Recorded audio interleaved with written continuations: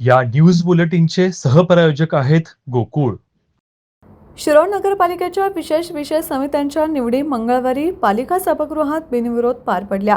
स्थायी समितीच्या सभापती नगराध्यक्ष योगिता कांबळे यांची निवड झाली.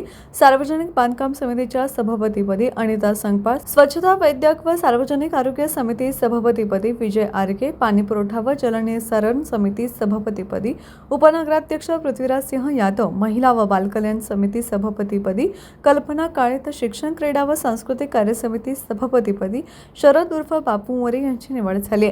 नगराध्यक्ष योगिता कांबळे यांच्या अध्यक्षतेखाली व मुख्याधिकारी निशिकांत प्रचंडराव यांच्या उपस्थितीत ही निवड प्रक्रिया पार पडली. उपनगराध्यक्ष पृथ्वीराज सिंह यादव यांच्या नेतृत्वाखाली शिवशाहू आघाडी प्रणित यादव पॅनलने यश मिळवले आहे. निवडीनंतर बोलताना यादव यांनी पाणी, कचरा व्यवस्थापन आणि आरोग्य सुविधांना प्राधान्य देत पहिल्या 100 दिवसांचा विकास आराखडा राबवण्याचा निर्धार व्यक्त केला. टीव्ही नेक्स्ट साठी शिरोळहून सुभाष गुरव.